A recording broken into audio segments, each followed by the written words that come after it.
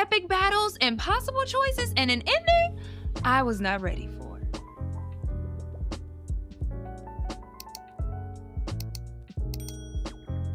I finally finished The Great Hunt, and I feel like I should just take a moment. I should take a moment to bask in the celebration of this, because this book took me forever. And honestly, it was my fault.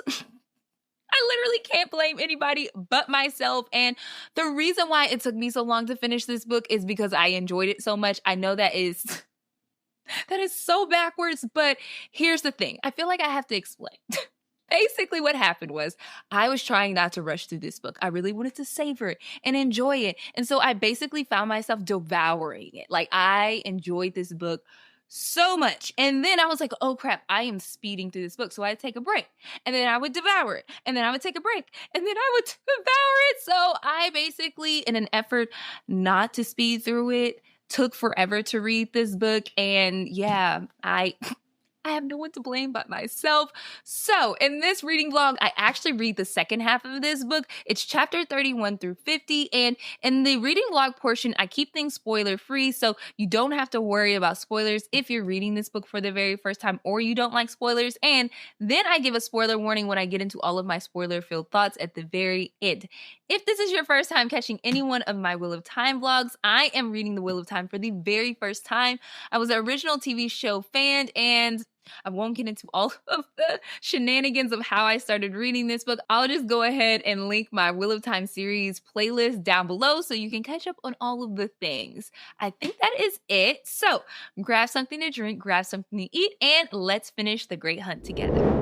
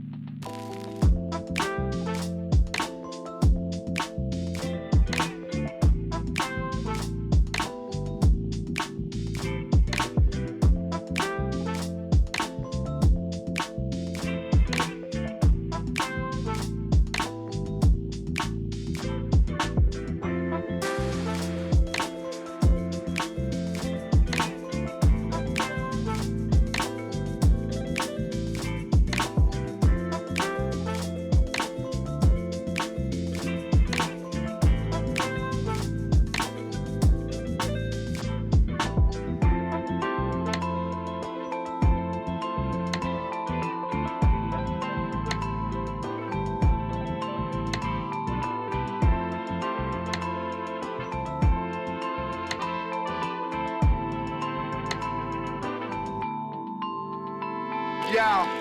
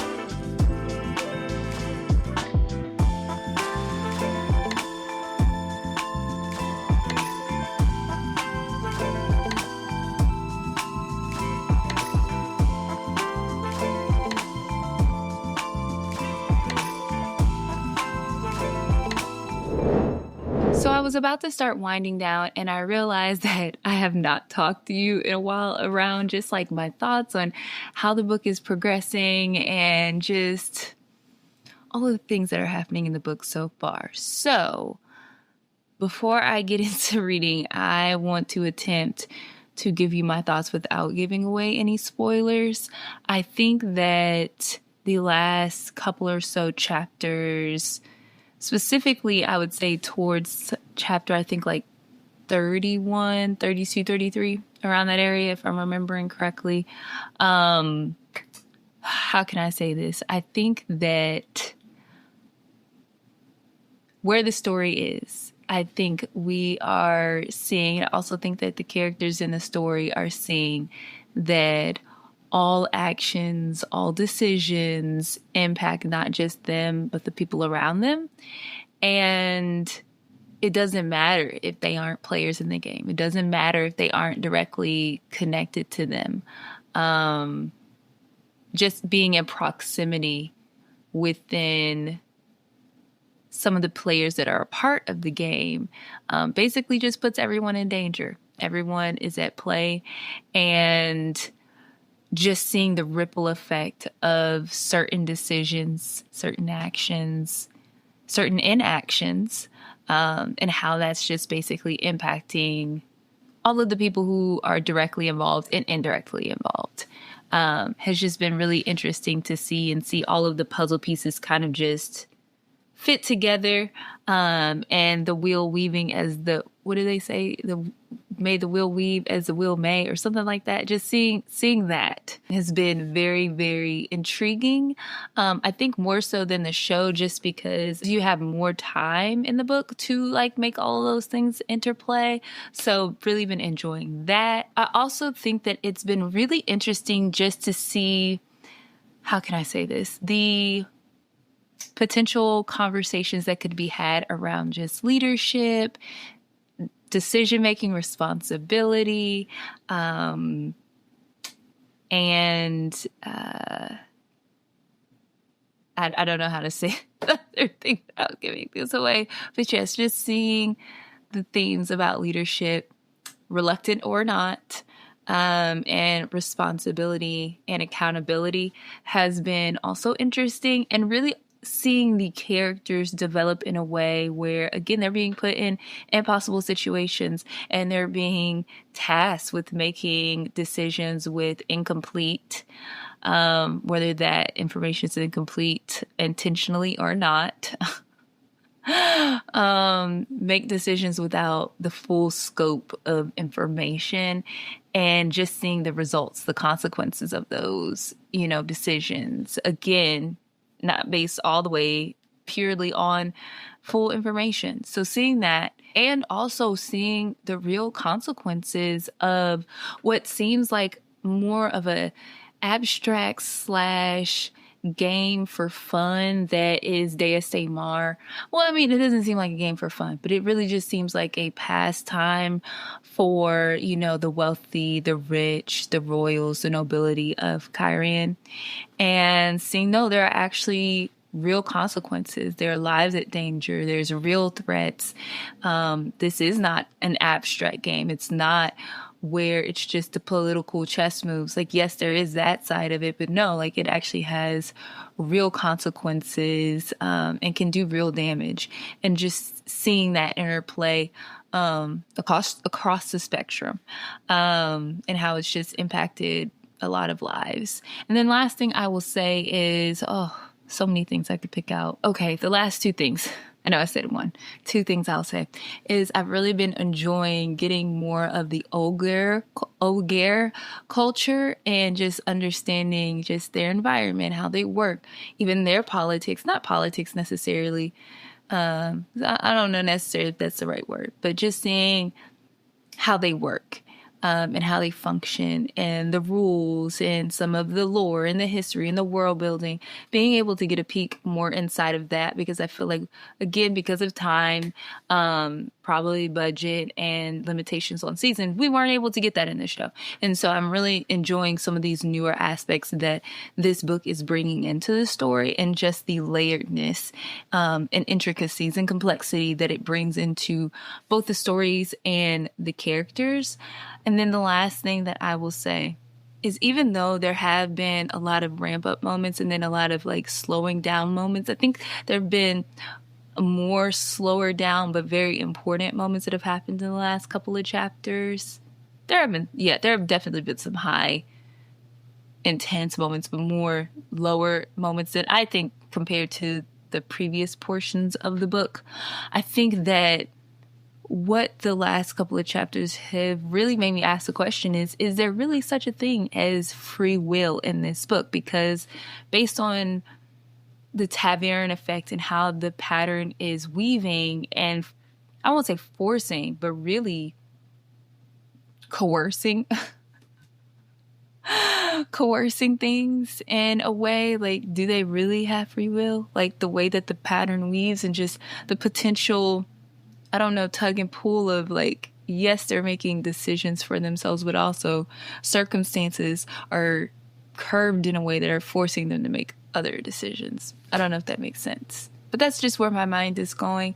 I've just really been enjoying the book so far. I think in terms of pacing, even though it feels like we have gotten a breather, I think we've gotten more world building, lore. Just, it's been, like I said, a little bit calmer than the previous chapters. I think all of the storylines that are being weaved together and how they're coming together, like they're all about to like converge into like into a point, into a climax. And I think that's where we're building. And I think the next couple of chapters is going to make it even more evident, like for sure, where things are going and where all of the things are going to converge.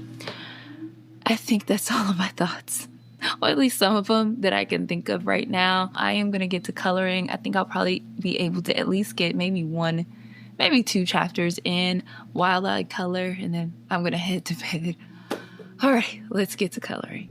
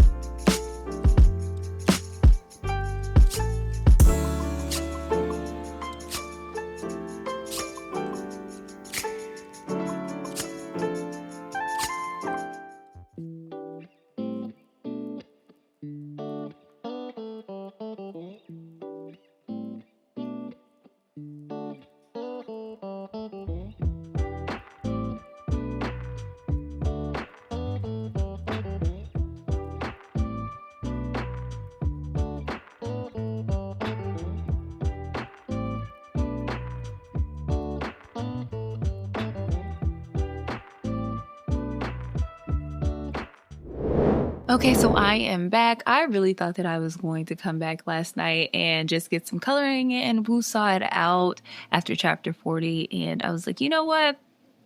That's probably not the best thing to do, because I think where the book is going, even though it has definitely been very different from season 2 of the show, I think it's going to get more intense from here. Like, I don't think there's going to be like a woo-saw moment for me to just like bring my blood pressure down. So I ended up just reading another book and woo-sawing and going to sleep. But I am back because I really want to just get through this section. I gotta be honest, like, this is not my favorite storyline within the series, especially if just based on how the story has been going so far in comparison to the show. I think we're gonna get a lot more depth, detail, a lot more detail than we did in this show. Like, we are already getting more lore and history around the Seanchan, Damani Soldan culture, and just how things work, the history, all of that.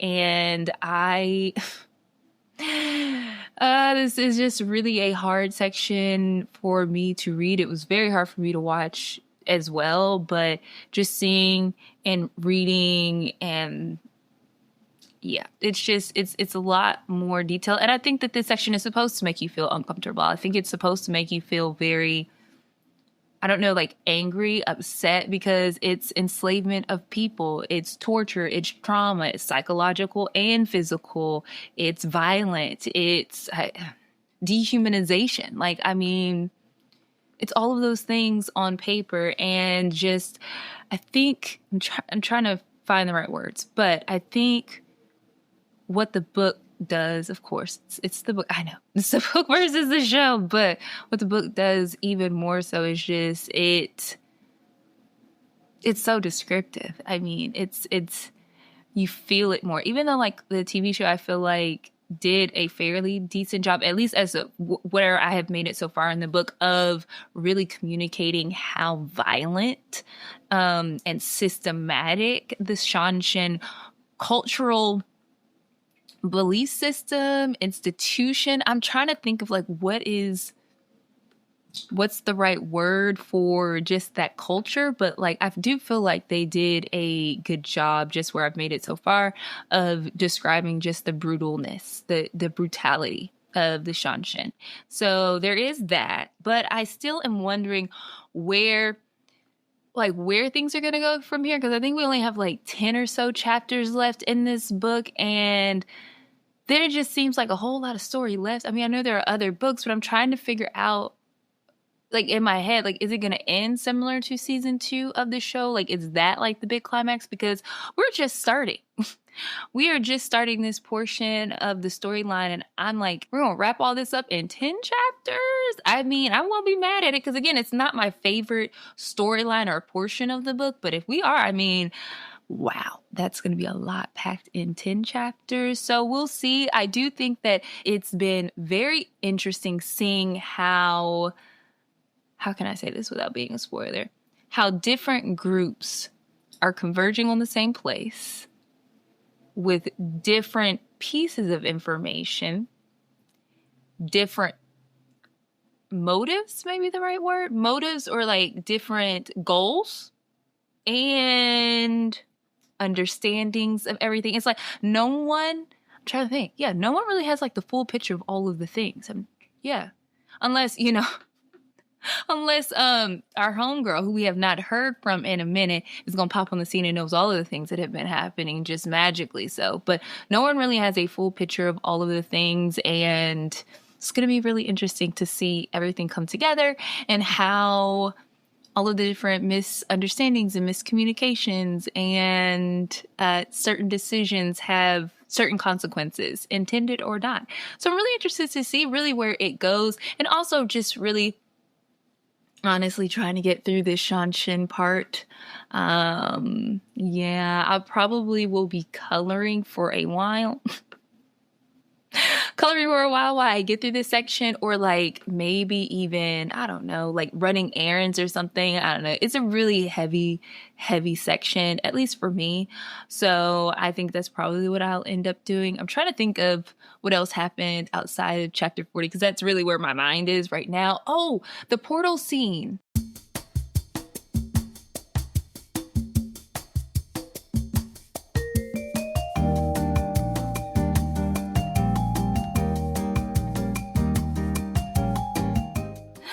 Okay, I will wrap all of my thoughts up from the last, I think, 4 or so chapters by saying that Mr. Jordan does not handle trauma lightly.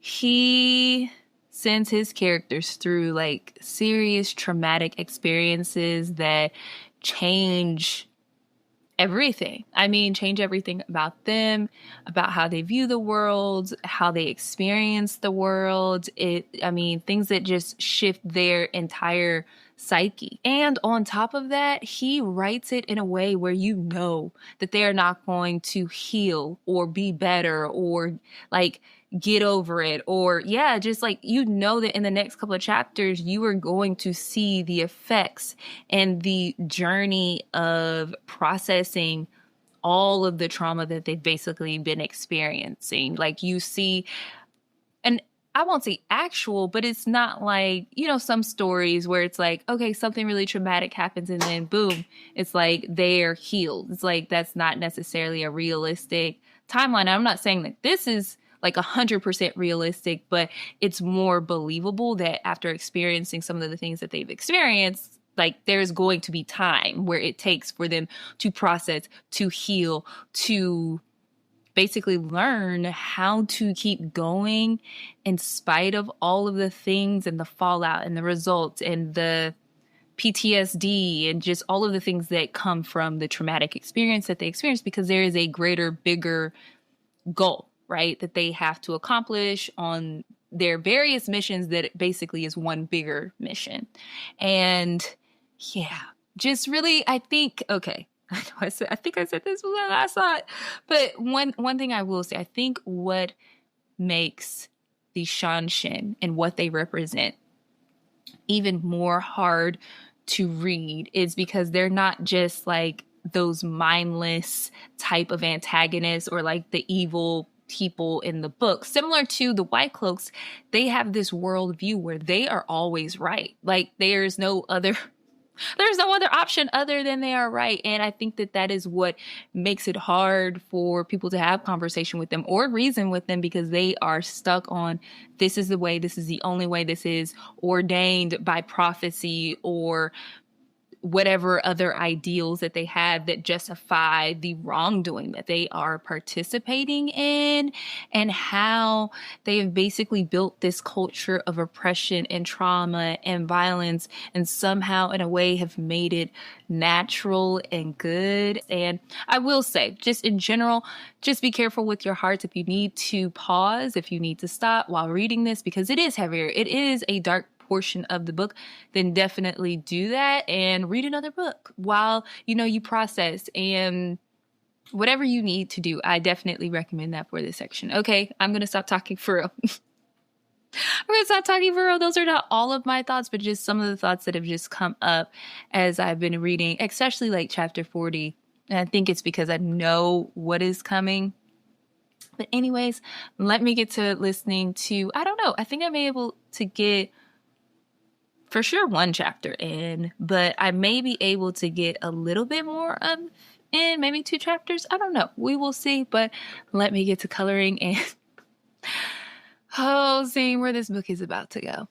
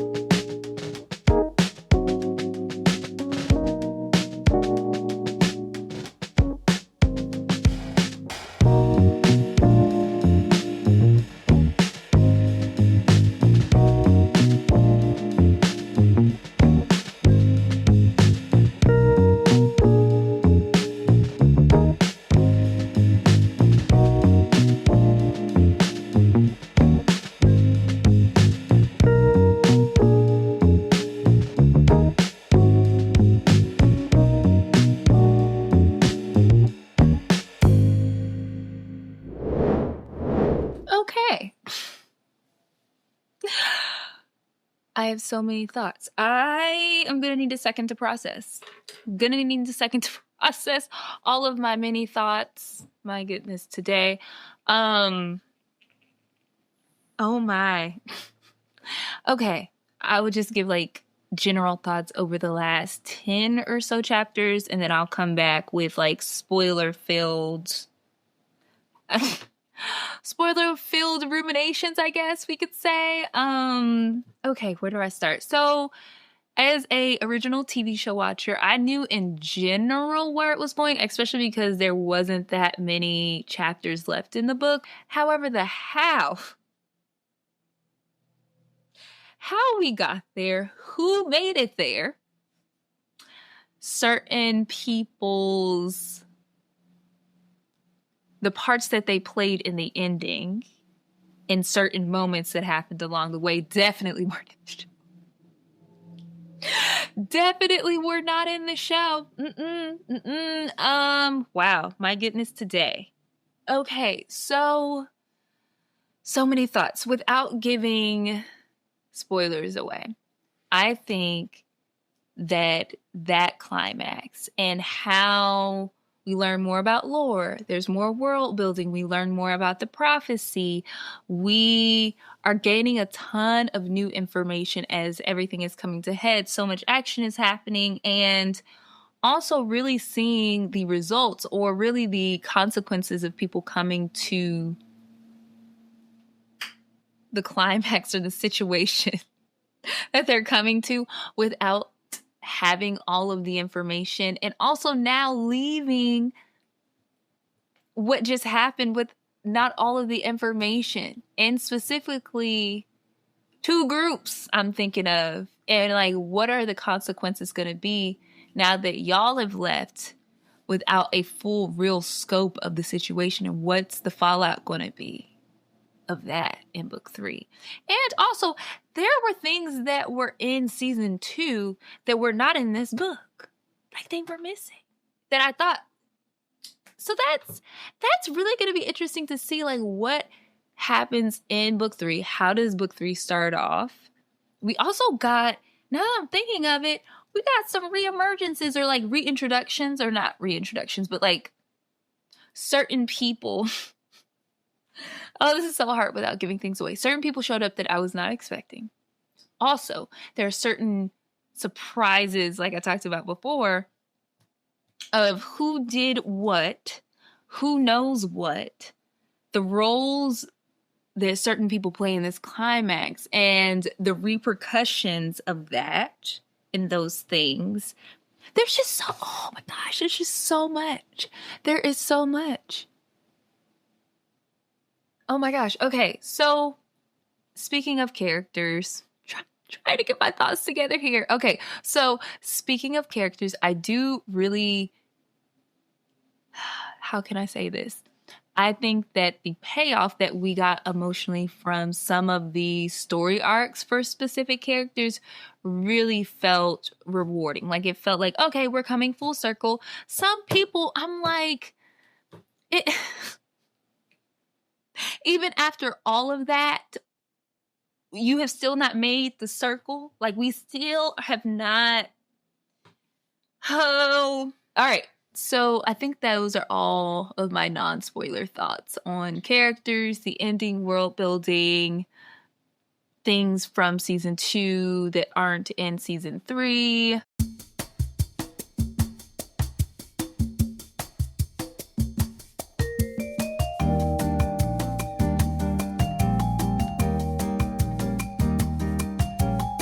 Okay, I'm going to take a second. I'm going to woosah, process a little bit, and then I will be back to just close this vlog out with all of my spoiler-filled thoughts. Okay, so I had to take a couple of days to process, and I have my iPad here to go over just all of my thoughts and notes that I have, because as someone who's watched the show, I have definitely seen how much different the book is from the adaptation that Amazon did. And I knew the general direction, or I assumed the general direction that things were going to go in, but I was not I was not prepared for all of the things that would happen in the book. And yeah.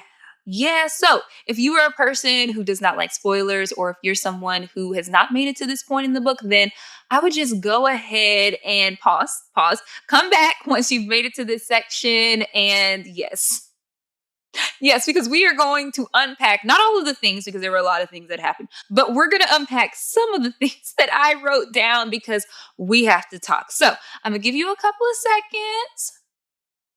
All right, are we good? Okay, so the first thing that I want to talk about is, okay, Dena's passing or unaliving, and yeah, so I don't remember her being in the show. Like, totally possible that I could have missed her, missed how they weaved her in, but I just don't remember her. And I think one of the things that got me about this scene was that Thom was trying so hard to stay out of the politics and the games of Kyrian, but Dena's passing really proved that you can't opt out when people in this game, or powerful people in this game, find you useful. And because she was near Thom and he was near Rand, she had a devastating demise. And Thom's reaction to this was, man, it was heartbreaking. And part of me is wondering, just based on the conversations that were happened afterwards, like, did he unalive the king who unalived her? Like, I don't know. But I do think that this scene is going to change Thom in future books. Like, I think there's no way it can't. And part of me wonders why this part was skipped in the show. Like, I think that her passing shows the very intimate and human cost of the games in Kyrie and then the games at houses and in this world. And it's not a political abstract thing. Like, an innocent person died violently because she was in proximity to someone. So yeah, that whole thing was a surprise, unexpected, and yeah, just really sad. So the second thing that I want to talk about is, okay, let's talk about this second portal scene. So where do I even begin? So when the portal scene was initially happening, I was like, okay, Rand is in a dream. He's in a dream. Something is going wrong, and he's just having another one of his dreams. But then I realized, like, after, they woke up and everything, oh no, like, he's not in a dream. They're experiencing this. And not only did Rand experience it, but everyone in the group experienced it. And they all experienced multiple hundreds, I don't know, even maybe thousands of alternative lives that they could have experienced, and different decisions that they can make, and just all of the different possibilities of alternatives. A few moments later. Okay, I'm back. Something happened with my camera. Don't know specifically where I left off or what points all I covered. But in terms of just this whole portal scene, I know when I was reading it, another one of my initial thoughts that came to mind was, okay, well, maybe something happened because Rand is inexperienced with channeling, or maybe the pattern, I don't know, like, interfered and basically forced his path to experience all of these things and everyone else to experience all of these things. Or maybe it's because this portal works differently than the other one that they experienced. I don't know. Like, I wasn't necessarily sure, like, what the cause of it is. I know Varen thought, okay, it's because you're inexperienced. Ask me for help. I can try to guide you. But I'm like, I don't really know for sure if it was that. And I don't know if I mentioned it before, but I think on top of all of the psychological torture of it all, I think that really Rand's experience, because that's the main experience that we get, and him experiencing Baalzamon in every single one of those lives, and the dragon loses in every single one. Yeah, that is just like, I don't know. I think that a couple of things. I think that really made it evident, even more so evident, that the pattern, the wheel of time, isn't just a metaphor. It's infinite threads. It's infinite possibilities, all simultaneously happening. And it also brought up the question of, do you really have choice? Like, do you really have free will? If Baalzamon was in every single one of those, did he even experience all of those things? And I really think that the way that Mr. Jordan accelerated Rand's character development was so clever. Like, by doing this scene and the way that he did it, he aged him up through experience versus him aging up like in years. And so even though these aren't like real memories of, or real memories from this version of the world, he still experienced them. And yeah, again, like that psychological turmoil and torture of that scene. Like, I mean, just imagine knowing that in every possible iteration of your life that you fail, that the enemy has beaten you at every single version in an infinite amount of possibilities and realities. Like, how do you even maintain hope against that? How do you believe that you're going to win when you've seen yourself lose 100 times? And so because of that, I'm like, I can definitely see how Rand is either going to continue to run from his destiny or the prophecy, or, I don't know. I see a whole lot of potential things that could happen because of his experience with this. But I do think that he's naturally going to grow because he experienced all these things. And in terms of the show's version of this, I think in like season 2, I think that he had maybe like 1 iteration or 2 iterations and it was like a dream for real. And I think that's why I assumed it was a dream. But I think that in season 3, that there was an experience that he had that was very similar to this, but it was different. So I'm like, did they combine like what happened in this book, in that scene, the portal stone scene, and did they take something from book 3, combine it, and then put it in season 3? I don't know. Like, I'm just like, I don't know. These are all assumptions, but anyways, to the third thing that I want to talk about. Let's talk about a group that and really a culture, not just a group, a culture, a system, all of the above that I detest so much. I detest them, and I'm not ashamed to say that.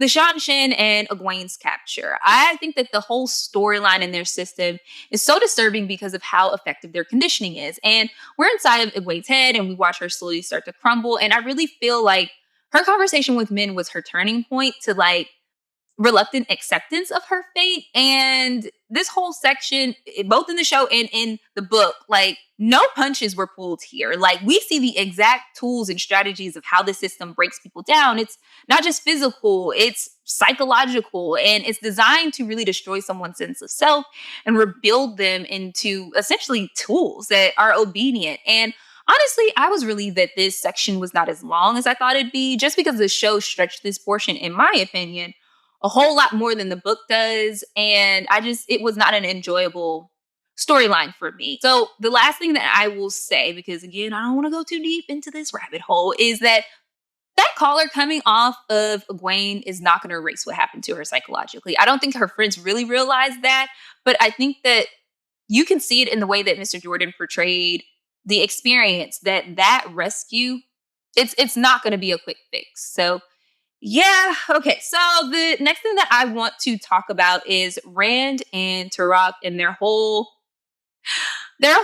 duel, because it's actually one of my favorite moments for Rand. I know that might sound weird, but I think in the book leading up to this duel, we don't know, or at least maybe I missed it, that Turak is a Blademaster. We know he's a collector, all of that, but not a Blademaster. So when he sees that Rand has a hand-marked blade and he wants to duel against another Blademaster, you don't realize that Rand is not actually a Blademaster yet. And he definitely realizes this very quickly into their battle. I don't even know if you would call the first portion of their duel a battle. It wasn't. It wasn't. But quickly, Rand and Turak realize, okay, there's an imbalance, and Rand is fighting for his life. And once he slips into that void, I think that something different happened this time than the other times he slipped into the void, because suddenly he's like fighting on Turak's level. So I'm like, what's going on here? Because he ends up winning, unaliving Turak, and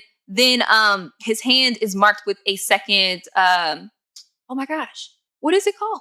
Oh, the heron mark.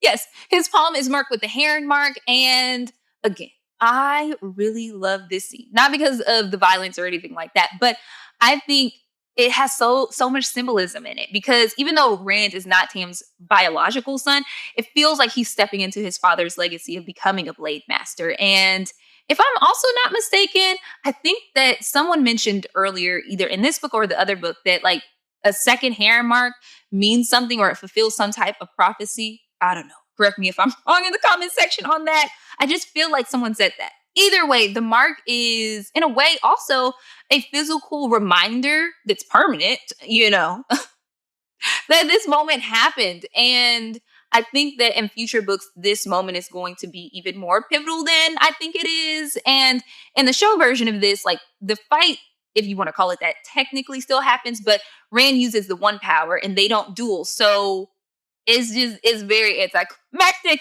in comparison to what happened in the book, which I'm like, yeah, I kind of wish that they had that moment in there because of the potential prophecy, if I'm correct on that. And just because it's one of the very few times, and I don't mean this to be harsh, but it's one of the very few times that Rand really accomplishes something that's separate from the prophecy that I feel like that he's earned through practice and training and applying all of the lessons that he's gotten on sword fighting and accessing the void. And I think that, I think it was a miss here. And I'm just wondering why they skipped it. Cause I don't think that it would have taken a whole lot, but maybe I'm missing something. I totally could be missing something here. So the next thing that I want to talk about is the horn blowing and that whole sky battle sequence situation. So I love this for a lot of different reasons, but after the legendary figures show up, from the dead, and they pass away at varying amounts of time after Matt reluctantly blows the horn, there's this interesting moment that, again, I don't remember this happening in the show, but there's this moment where the heroes recognize Rand on a soul level. Like they recognize him as Luce Theron, and Rand and Randsness and all of the things that come with his denial. It was a very interesting moment of confirmation. Like, you can't run from this. Like, no matter how much you've been running from this entire book, this is not something that you can run from. And before going to Rand and the whole sky battle thing, I'm so glad that Matt was still the one in the show that blew the horn, because he was just blowing the horn because he saw a solution to a very big problem in that moment. And he does not really fully understand the weight and the responsibility of blowing a horn. He was just trying to solve. He was just trying to find a solution in that moment. So while the heroes and everybody else are fighting the Seanchan army, Rand's battle with Balsamon is playing out in living color in the sky for everyone to see, which again, I feel like this was different from the show because I don't think it happened in the sky. But anyways, in the book, everyone can see the dragon banner flying, and it's somewhat it's an interesting, you know what? I'm thinking back to the first book when they battled. Was that in the sky too? Like, did that happen? I don't know. But either way, this moment is one of those moments where it's like, everyone can see it. There's no hiding. And now everyone knows that at least someone proclaiming to be the Dragon Reborn is showing all of the signs and checking off boxes of the prophecy of, what is that thing called? The Carathian cycle or something like that. I don't know. But it's literal light versus dark basically happening in the sky in a way that can't be denied. And what's also ironic about this is Rand would not choose whatsoever to reveal himself. He would not dare do a such thing. But again, the pattern forced this big reveal, and there's no going back after this. Everyone knows, or well, at least everyone knows, again, that someone is claiming to be. They don't know because it's not like he came out and said it. But again, he matches a lot of the things in the prophecy. But anyways, I think that I tried to talk about this before without going into spoilers, but what is so fascinating about his scene and this whole sky battle is that everyone sees something different.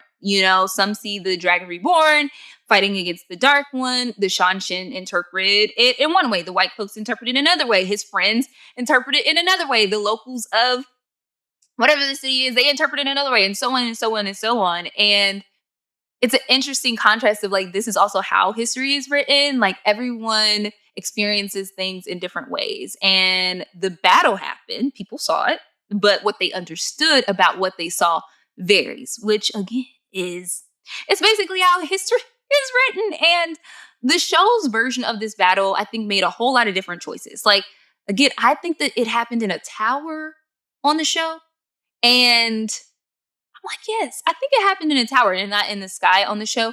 And I think that the book gave a little bit more mythic uncertainty around who Baalzebub is versus the show was very clear cut, you know?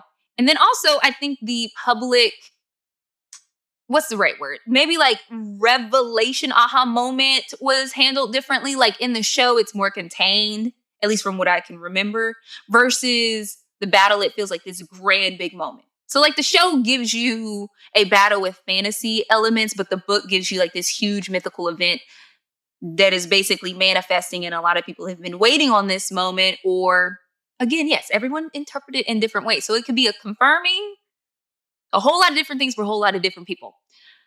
So I think I have a whole lot of other notes, but I feel like I've been talking for a while. So the last thing that I will say, let me see. I got to pick. Okay. The last thing that I will say is that ending battle it wasn't a clear victory, which is very similar to the first book. Like, they technically won in this book, but at tremendous cost. Like, Egwene is still traumatized. Rand is now publicly known or assumed as a dragon. Moraine pops up and she says that she found 2 seals. I think it was 2. I'm pretty sure it was 2 seals from the prison. And a whole lot of other shenanigans have happened in the ending of this book, which again is very much giving the vibe like the first book is, things are kind of ending somewhat, kind of, sort of, but it's just beginning at the same time, which how it's written is like, I want to know what's coming next, but also because there was technically a victory, I don't feel like I have to rush. But I am going to rush. Like, I already got the audio book. I'm about to order the physical book now that I have finished it. But yeah, it's just, I don't know. I don't have all of the right words for it. But I think overall, I don't really have a favorite in terms of book 1 versus book 2. I think that they have different purposes. Yeah, like they have different purposes. They're very, very different books. I mean, it still flows, and I understand the pacing of each, the storylines of each, and all of the things. But I don't know. Let me know down below. Like, did you prefer book 1 or book 2? Like, what was your favorite? What was your favorite scene in book 2? I'd love to know down in the comment section. And if you've made it to this point in the video, welcome to the end of the video, crew. I always love to know who's joined me for the entire video because y'all are real ones. Y'all are real ones. So be sure to put a celebration icon because I finished book 2 of the Wheel of Time series. So definitely put that in the comments section. I always love to know who should join me. And I just love our conversations. And if you enjoyed this video, be sure to subscribe, like, and hit that bell notification so you don't miss a new video from me. Until the next time, happy reading. Bye, y'all.